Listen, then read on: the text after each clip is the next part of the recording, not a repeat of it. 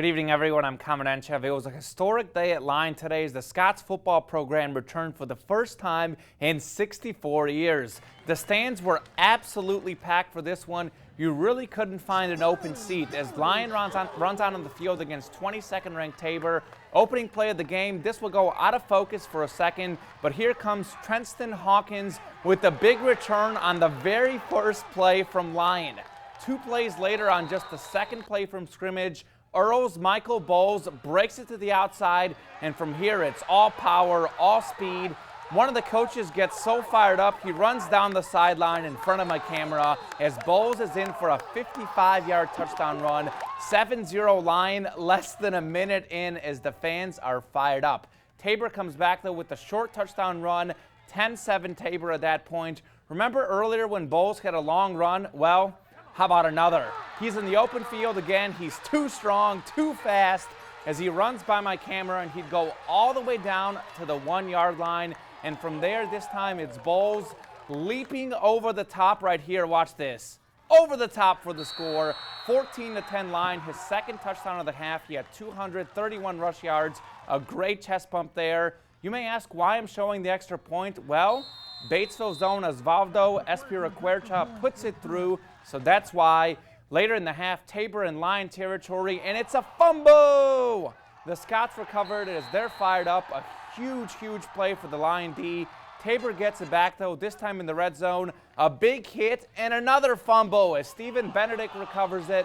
Lyon led 14-10 at the half when I left, but it was all Tabor in the second half.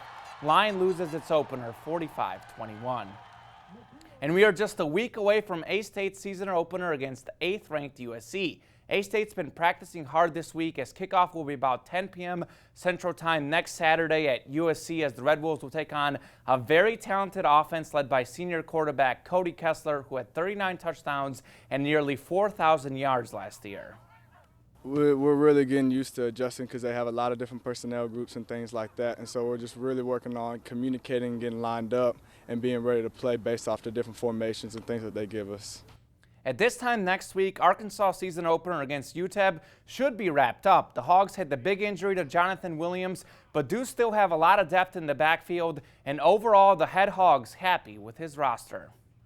Well, relatively healthy. The only guy that potentially would be in our 70-man travel roster that can't practice right now is Tyler Colquitt. He still nursing that ankle, but again should possibly be back with us next week.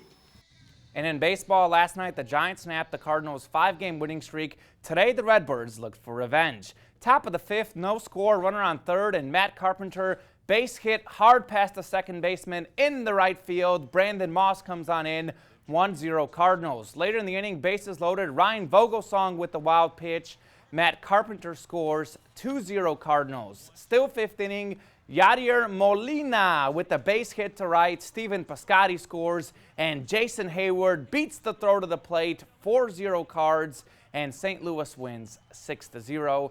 A-State volleyball beat SLU today to go to 3-0 on the season, and that environment at Lyon College was awesome. I was their good luck charm the first half. Once I left, things went downhill, but really cool to see football back at Lyon. Yeah, I'm sure they'll want you to come back then if you're there. Oh, I think so. Good luck charm. Well, that's awesome. Nice people. After 64 years, that's a great thing to see. Yes. All right. Thanks, Common. We'll be right back.